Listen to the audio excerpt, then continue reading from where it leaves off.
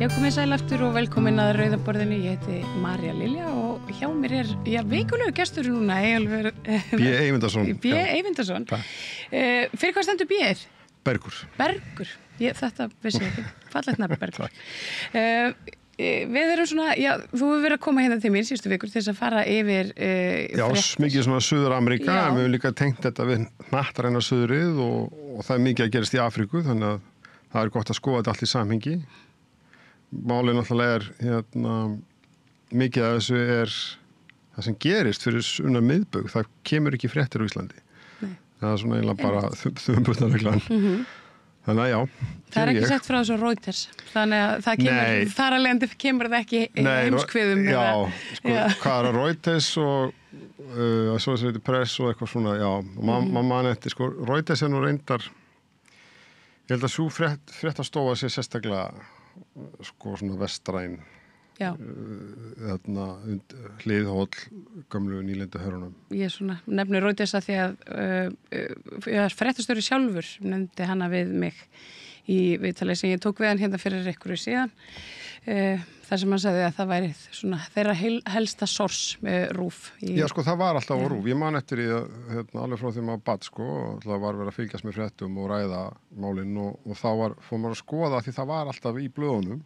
Þú veist, okkar heimili voru 2 eintök á Þjóðviljanum og það var allt lesið, þú veist, Tíminn og Mogginn og allt draslið.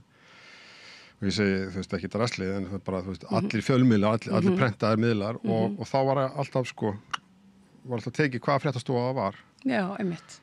Og svo spyrir maður sig ef það er bara ein fréttastofa og það er þýtt, þú veist, hversu áræðanleg er svo umfjöllun á því að við sem höfum áhuga á fréttum, ég allavega tamið með það að skoða fleiri en 1, fleiri en 2, fleiri en 3 helst. Já, það er gott svona upp á samhengi líka fyrir það sem er að gerast í okkar eigin samfélagi.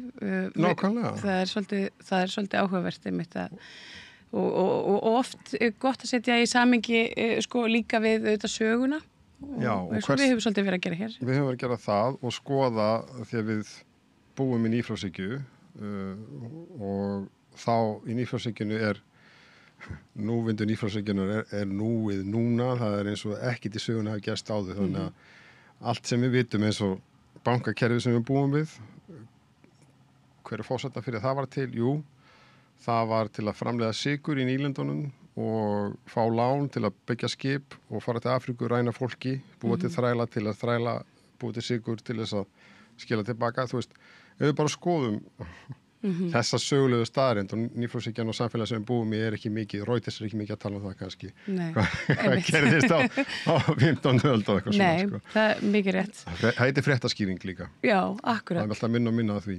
Já, það er fjölmiðlar, ég geta svo sem talað alveg endalistu fjölmiðla og hvernig er komið fyrir íslensku fjölmiðla umhverfi einhvern veginn. Það er voðalega, já það er ekki upp á marga fiska allavega.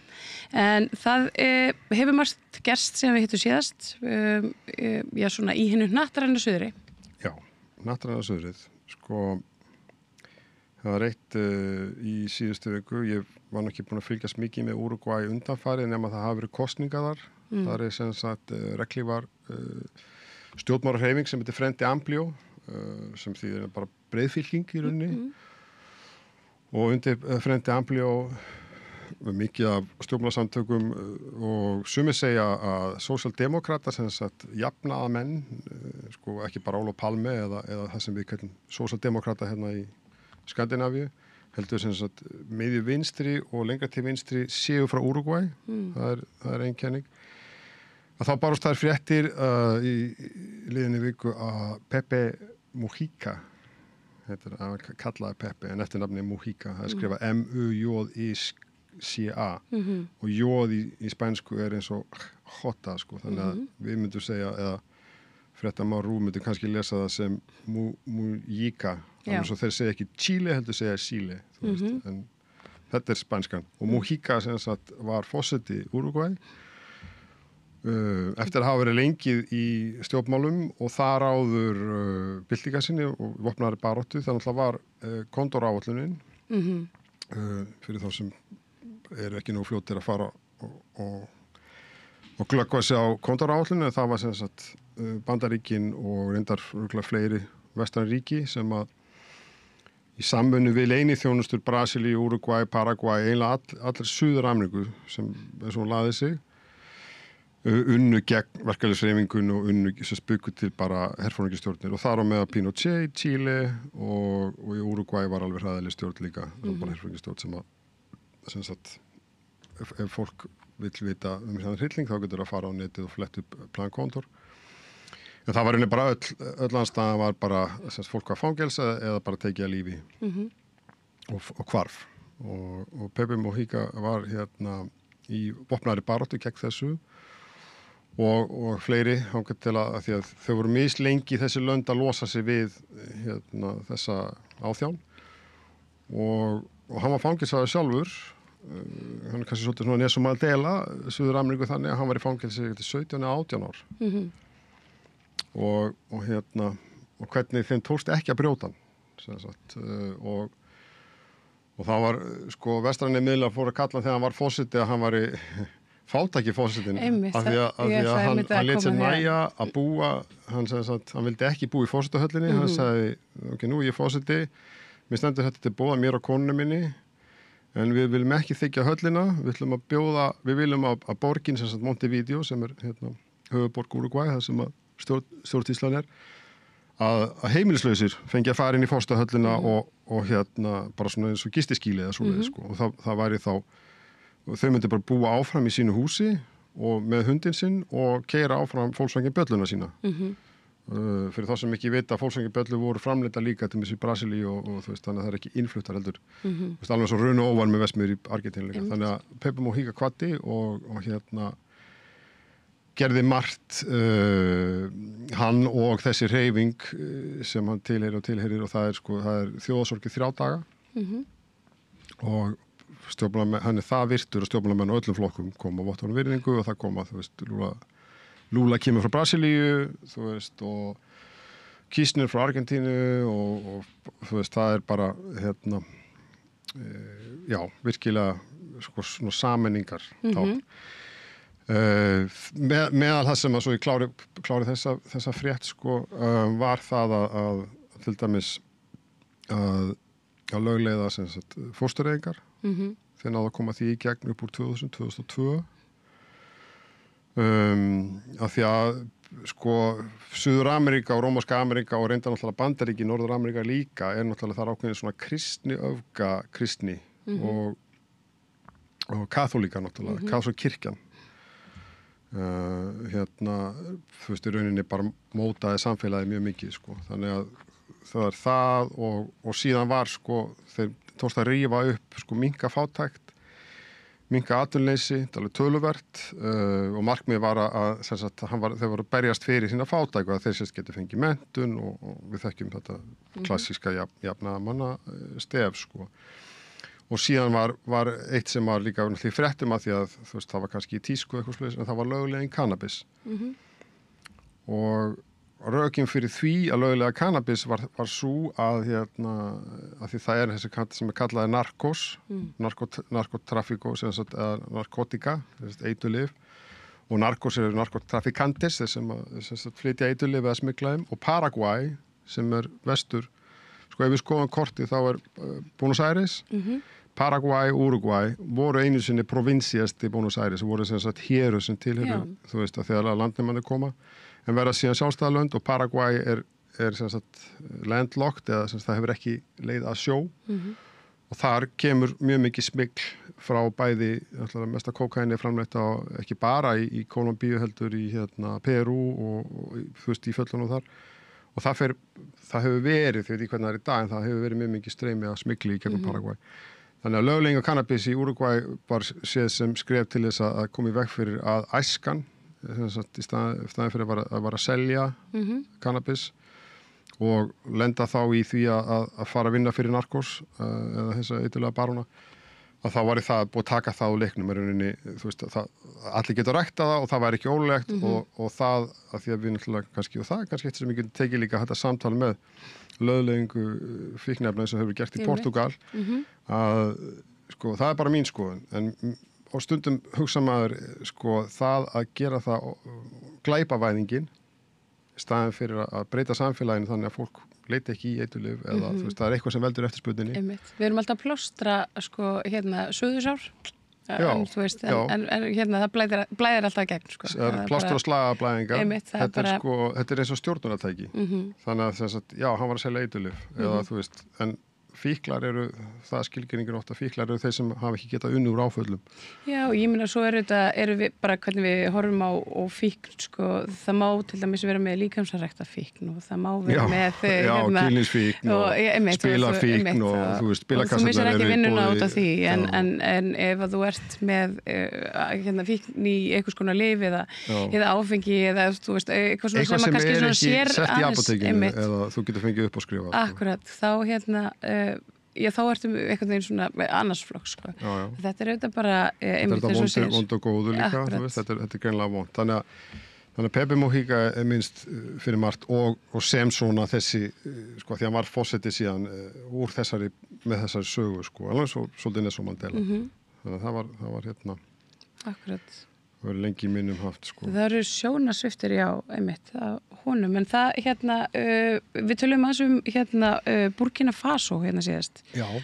Og Traoré, ég er mikil áhuga. Það er gaman að fylgjast með, ég mæli með að fólk fylgjast með, og ég til dæmis nota YouTube bara. Og inn á YouTube eru, sko, það er náttúrulega Africa Stream. Já, einmitt. Inn á Telegram. Africa Stream er á Instagram og... Já, þeir voru reynda bólað út held ég á Instagram. Já, ok. Eins og mikið af svona, sko, því að við erum að tala fréttaveitur, en svo erum við að tala sko, greinendur og fréttaskýrendur. Og sumir af þeim eru, sko, þeir eru bara ofta að vísa eins og þessi World Atlas, Brian Beletic sem ég fylgist með á Telegram, hann er reynda á YouTube líka. Hann er eiginlega bara að taka fréttir í vestrænum miðlum. Þú veist, hvað segir Wall Street Journal Kína eða Úkraínu eða, þú veist. Þannig að það er á YouTube, þar er var ég að horfa á í síðustu viku Traoré hann sendi bréf til páfans, nýji páfinn sem er Leo, hann er ljón, sem kemur úr Já, sko, hann er ekki beint, hvað er að segja, hann er bandarískur, nýji páfinn. Já, þau sögðu nú að hann var bandarískur, en hann fættur í Perú. Hann er fættur í Perú, nefnilega, já, hann er náttúrulega suður-amerískur, en hann er, sko, ég veit ekki alveg hvað hann stendur í því, en náttúrulega forveri hans, blessi minning hans, var miklu róttækari, hann er jesúítaprestur frá Argentínu. Og jesúítaprestarnir í Rómönsku Ameríku og reyndar, kannski bara í heiminum, þeir eiga sér sögu að vera meiri skulum við bara segja, sósíalistar. Að þegar katólska kirkjan á Vatíkani sagði að frumbyggja Suður-Ameríku væru skepnur, það var ekki hægt að kenna með lesa og skrifa og það var bara best að fara með þessar slíkar, gera konundar ambáttum og svo framvegis. Þá sögðu jesúítaprestarnir nei, þú veist, og tóku börnin og kendum að lesa og skrifa og spila á fiðlur og gera allt það sem að aðallinn leit mest upp til í Evrópu. Þannig að þá Vatíkanið ekkert sagt, en þú veist, þá fóru alltaf bara í stríð við jesúítana, sko. Þess að jesúítaprestarnir, þú veist, það eru myndir af Jesú. Gunnar Már hefur gaman að þessu, hann er guðsmaður og bara Jesú náttúrulega var sósíalisti og er það. Það var ekki bara Jesú, heldur Jesú með riffil á bakinu. Af því Jesú sinn var að venda fólkið sitt, sko, gegn árásum. Þannig að við veitum ekki alveg hvað nýji páfinn er, við sjáum það. En hann svaraði þessu bréfi. Já, sem reyndar að það komir óvart. Sem að verður að gera, þú veist. Já, ég meina, henn er páfinn í Róm er fulltrúi Jesú, Guðs á jörðu. En þú veist, ég Traoré er auðvitað, hann er umdeltur í svona hinu vestræna heimi, pólitískt, vestrænu stjórnar. Hvers vegna er hann umdeltur? Vegna þess að hann þjóðnýtti, já, og hann hefur svona einhvern veginn búið til óbærslega sjálfstætt og fallegt ríki þarna úr Burkina Faso sem að var. Þeir eru að vinna í því að þeir eignist sína eigin, sko, olíuvinnslu, gullvinnslu. Já, námu vinnslu. Sko, þegar við tölum skilgreininguna bananalýðveldi, að þá var að hráefnisframleiðandi. Þannig að Kúba var. Spánverjarnir eignuðu sér Kúbu og svo komu Bandaríkin í gegnum nýjastefnuna og svo, já, við ætlum að hjálpa ykkur gegn Spánverjum, við ætlum að gefa ykkur fána ykkur á Puerto Rico og svo, nú er Spánverjarnir farnir og þá setjum við, þú veist, og svo kemur valdarán og svo kemur bara einu að þessara og þú veist, og svo kemur byltingin. En það er þetta er svona sama stefið, sko. og það að sem sagt, bananalýðveldi eins og það kemur uppalega frá Guatemala, það sem American United Fruit Company, þeir áttur unni bara all landið og þannig var Kúba til dæmis líka að þeir framleitu bara bana sem bara fluttur út, eða sem sagt bara hráefnið og Burkina Faso eins og Venezuela, eins og Kólumbía sem eiga, þú veist, bæði olíu og Ekvador á mikið að góðmálmum, að þetta bara flutt hrátt. Þetta alveg eins og að ef Ísland, ef við tökum dæmi, sko fiskurinn væri, að það var ekki Samherji eða, þú veist, þessi útgerðar aðalar eða sem við kalla sægrefar og kvótakóngar, heldur væri það bara fyrirtæki í Hamborg sem að myndi bara fiska og sigla meðan þangað. Það er rauninni. Eða að þeim myndi bara dæla vatninu á Íslandi er mjög auðvitað vatni, myndi bara setja bara garðslöngu yfir til Bretlands, skilur, og þetta er náttúrulega, Ísland er svona eitthvað þessum stað fyrir náttúrulega. Já, við erum svona, við erum alveg farin að daðra við þetta á mjög mörgum, já, það er alveg rétt. En já, Traoré, hann höfðu Pái, hvað segir Pái? Þannig að ég byrjaði að horfa á Þúskjá, YouTube á Páan að svara þessu bréfi. Sko, Traoré, ég horfði á það allt saman, það sem hann var að segja bara, hér eru við, svona stöndum við og við, þú veist, við bjóðum kannski hinvangan en við látum ekki, sko, því að hann er náttúrulega bara að tala um heimsvaldastefnuna, hann er að tala um, þú veist, bara þessa sögu og svo tala hann um Afríku, sko. Ekki bara Burkina Faso, þetta er Afríka. Þess vegna verður þetta fjöldarhreyfing og þess vegna er þetta bara ekki bara Burkina Faso, þetta eru fleiri ríki. Þannig að og bara við fullir virðingu og kurteisi og ávarp bara eins og á að gera, þú veist, heiðarleiki og hvað hann er. Og Páinn svaraði því og eftir svona korter, þú veist, þá var ég bara einlega sofnað, þá var þetta bara svona eins og einhver predingur með fullir virðingu fyrir Breiðholtskirkju, það var bara svona já, nei og Jesús er kærleikur og eitthvað svona í staðan fyrir að segja bara, þú veist, já, gott hjá ykkur eða við styðjum ykkur. Alveg svo fyrir Páinn, ekki núna heldur og undan þess síðasti. Francis Páll. Já, Francis Páll, sem að rauninni fór og heimsótti til dæmis bara Maduro í Venezuela eða þú veist, skilurðu, eða svo sem var sínu tíma fór til Kúbu, þú veist, af því að sko Páarnir eru alls konar og þeir geta verið íhaldssamir og þeir geta verið frjálslyndir en sko þeir sem að mesta hilli fá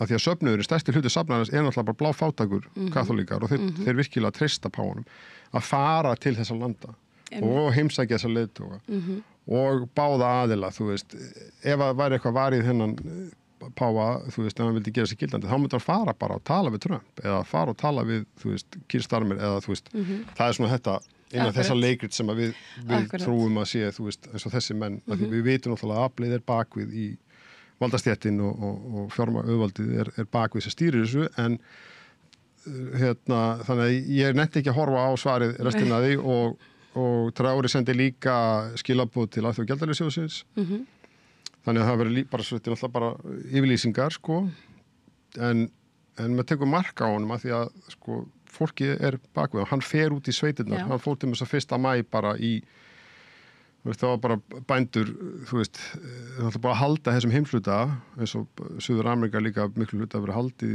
í fortíðinni, þú veist, þeir ekki endilega með tæki og tól og drifsköft og rúlubakavélar og allt tækni sem við höfum þau hafa ekki bolmagni að kaupa sér nýjustu græjur, sko. Og konurnar eru á akrinum, þú veist, beinar ég á svo erfitt með að sjá, þú veist, þegar fólk stendur, sko, beigir ekki hnén og beigir sig, þú veist, bara alveg þú veist, þannig að þá byrtist hann 1. maí og þá voru konurnar voru að vinna og sagði, hann kynnti sig ekki einu, hann sagði bara, já, góðan daginn, og svo sagði hann, hvað vantar ykkur, þú veist, okkur vantar getum við gert vesmið til að búa til áburð eða þú veist, bara já. Ég meina að því að þeir eru búin að þjóðnýta gullið landsins. Gull er almennt málmur sem að allt fjármálakerfi heimsins miðast við. Þess fjármagnir sem er í umferð það bankinn sem lána það, skilur, Seðlabankinn Íslands á að eiga ákveð mikið gulli sem er verðmætið sem að peningarnir er ávísun á. Bara gull, já. Þannig að það var áhugavert. Svo er annað kannski að lokum ef það eru komin einhverjir fleiri gestir á hurðarhúnin að það er mjög merkilegt og mjög mikilvægt og það ég held að Reuters segir nú ekki mikið frá því og RÚV nánast ekki neitt. Þeir fjölluðu BRICS, það var ráðstefna í Kazan. Já. Það kom einhver herramaður, man ekki hver, Rauða borðinu var að segja eitthvað frá þessu. BRICS Brasilía, Rússland, Indland, Kína og Suður Afrika og svo var BRICS Plus og Kína þar og síðan það sem var sem sagt Organization of American States, OAS eða Organization de Estados Americanos sem sagt samtök Ameríkuríkja og því að við munum að Ameríka ekki bara Bandaríkin. Það Ameríka ekki land heldur heimsálfa. Að Bandaríkin hefur náðu tökla með höldunum og gömlu nýlendaherrarnir í þessum samtökum og þeim útilokuðu Kúbu og hvernig ætlar að gera samráðs samtök fyrir heila heimsálfu ef þú ætlar að útiloka þetta eða þetta, þú veist, að því að svo var að Nicaragua og þú veist, og því að sandinistanir komnu aftur, þú veist, og eitthvað svona. Þannig að það sem gerist var að það stofnað CELAC sem sem bara samtök Ameríku og karabíska þjóða og þar eru öll löndin og það engin útilokaðar ekki einu svona Argentína með Milei það allir með af því það hugmyndin að sé samtal og ef einhver segir sig úr þessu samtökum til að segja að Milei myndi gera það þeir enda sendu það var sem sagt ástæða fyrir að segja frá þessu það var sem sagt í Kína þar var þing CELAC Kína þing og þetta eitthvað sem ekki nýtt, þetta var fyrst fyrir 10 árum síðan eða 2014 voru haldið svona 4 eða 5 skipti, heldur örugglega 4 skipti þar sem að öllum CELAC þjóðunum, þar að segja öllum þjóðum Suður-Ameríku, Mið-Ameríku, Karibíahafsins og framvegis boðið til Kína og til Beijing kom Boric sem forseti Chile sem var séðu sem svona vinstri maðurinn, hann nú eiginlega svolítið bara krati, allavega hann mætti og Lula mætti og frá Brasilíu og fleiri mikilvægir fossetar, head of state, fyrirmenni. Og það merkilegast í þessu í CELAC eru 22 ríki. 21 af þessum 22 ríkjum eru að skoða eða hafa tekið upp samstarf við Kína. Og hvað þýðingu hefur það? Bara svona fyrir...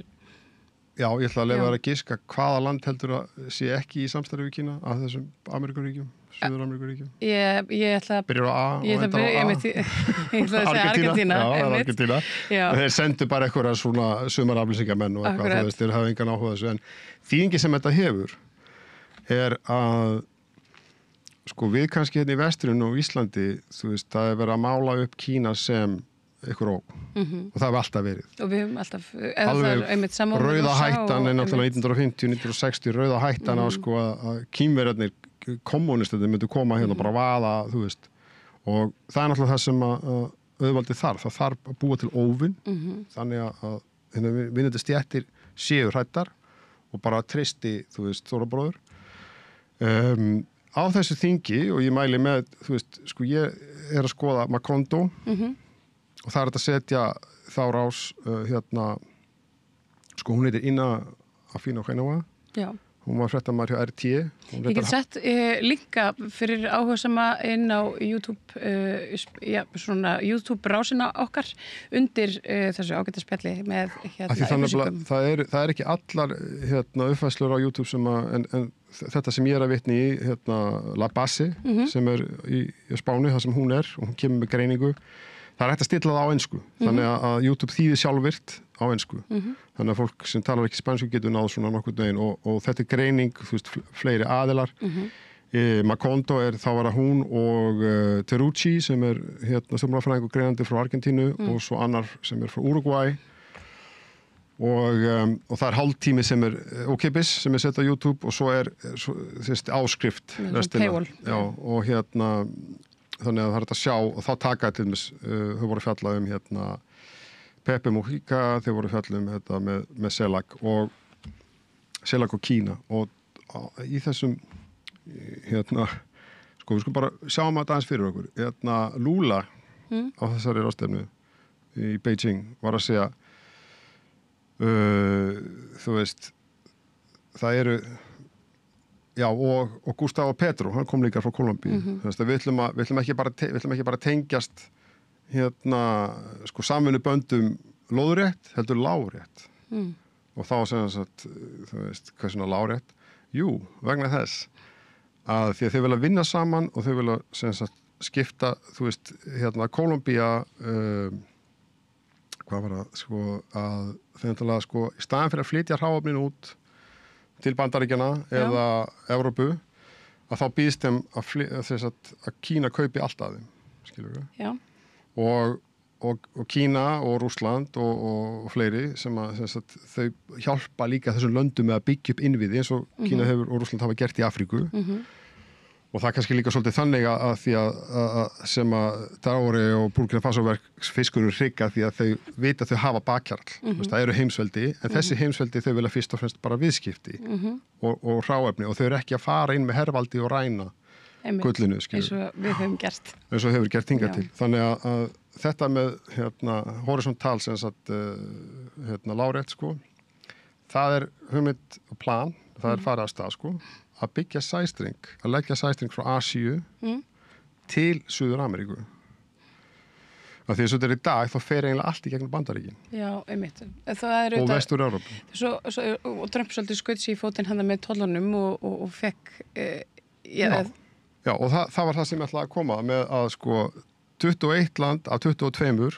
Argentína er ekki með, þeir eru eins og Ísland að í pilsfaldinum á Bandaríkjunum og Evrópusambandinu sem að vilja hernaðar uppbyggingu og áframhalda á þessu sama sko að þeir þurfi ekkert að Bandaríkjunum halda þannig að þeir geta tengst þarna bara með sæstreng það er eitt og að bjóða lánalínur skilur að bjóða löndum sem vilja til dæmis skiptu markað og ekki bara vera hráefnislönd heldur sko ekki bara framleiða banana heldur þú veist jafnvel bara barnamat í dós eða eitthvað skilur og flytja það á Kínamarkað og það er annað í þessu það er sko náttúrulega í Nicaragua er planum að gera nýjan Panamaskurð en það er líka að vera að ræða á þessari og var verið að ræða í síðustu viku á CELAC Kína ráðstefnu að gera flutningaleið í gegnum Suður-Ameríku fyrir sunnan og tengja þess að Bólívíu líka við haf og bjóða upp á hann Boric fórseti Chile var að tala fyrir því og þetta er raunverulega áætlun sko